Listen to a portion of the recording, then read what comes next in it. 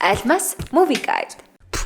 Бүр баг манай өвлөөс чүйтэн цасан шуурганаар морь төслгөө өнгөрөд өгчлөө гэсэн нэг нийгэр баахан цогцсоо болоод дээрээ суужчихсан хүлээж байна. Зартай гэмт хэрэгтнүүдийг агнаа цогцсыг нь зардаг хүлсний анч юм байна. Манчин чи яг хөлдөж өглөө хүлэн уруу бараг тасарсан байна суулгачиж идэрхсэн. Бүхийг дотор бас нэг алдартай хүлсний анчин өөрийн ам болох 10k доллараар үнэлэгдсэн алуурч өөхөн гарнаасаа гавлчихсан байж байдаг. Барьсан хэрэгтнүүдийг хизээж бууддгүй заавал дүүжилж алдгаар алдаршсан домогт Джон Рут гэх хүлсний анчин нь энэ гинти. Зяад зовлон нэгтэй юм да зайлуулгээд өнөө баахан цогцыг нь ачиж яваад ман нийгрийг харин дотор суулгаад цааш хөдлөв. Хүчтэй цасан шуурганд хөөгцөн шигээ гэлдрэнхэн явдал. Тэнчнийг бүртий сайхаар юм харагдаад дөхөж иртэл өөрийгөө мань хэдийн зорин явж байгаа газар буюу улаан чулуутын шин шериф гинэ. Одоогор бол цагдаагийн баг хурандаа мурандаа ямдгууд даргаыг яаж тэгээд мэдээд яаж өөхөх гэд орхихов те аваад л явна.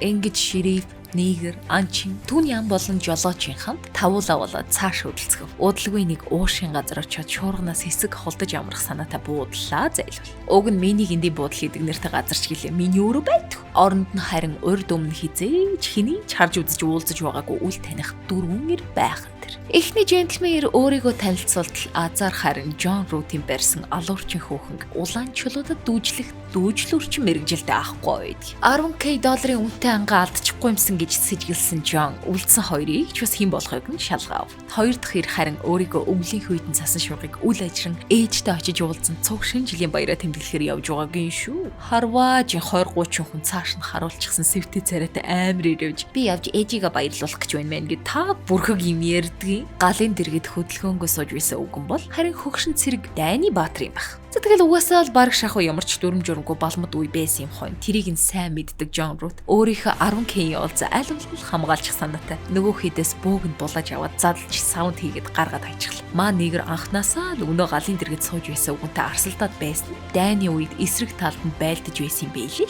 Тэгэд аль болох янзыг нь үзчих санаатай хажууд нь цэнгэлсэн бөөрхөд яриа өгөхгүй юу? Өвгөн алах болсон өгсөн эсэх нь мэдэхгүй ганц хүүгийнхээ тухай яртал тэрийг нэгэр үлгэж яваад өөрийгөө хүүгэн зэрлэгээр тамлж алсан юм шиг бүрнүүдэнд нь харагдтал ярьж өгөөд өвгөн бүр уураа барьж дийлгөө бөөг шүрх тэрх агшин зүрхэндээ сум зоолхон тэр. GG. Яг энэ бүхэн болж байх ширүүн атмосферыг ашиглаад нэг нь кофенд нь хор хийчихдэг байгаа. Тэгснэ тэрийг нь харсан цорын ганц хүн бол тэр алуурчин хүүхэнгээ бодвол мэдээж хинт ч хэлэхгүй бүгдийг нь өхүүлхийг л бодно үсттэй заваа биач хараад байсан харин яг очиж Джон Рут тэгээд жолооч өвдөө хоёр салгаж очиод уугаадах л уудсангүй дээ. Тэгээд заяагаа хоёр хөр хамар ам хошно хамгал нөхсөн үнээсээ цус сахруулаад үхээд өгцөв. Тэгэл тэнцээ хин хэнийг алсан хин кофенд хор хийвгээгээд ганц буутай байснаар маа нэг шүүх хурлын ажлыг эхлүүлж гин. Оргуугээс охинтэн дэргэд өнөө шерифт бас нэг буу бариулчихсан яаж яах. Итгэсэн шалтгаан нь шериф залуу ч бас мэдлгүй хортой кофенээс уух гэж байсныг нь мэдэж байж.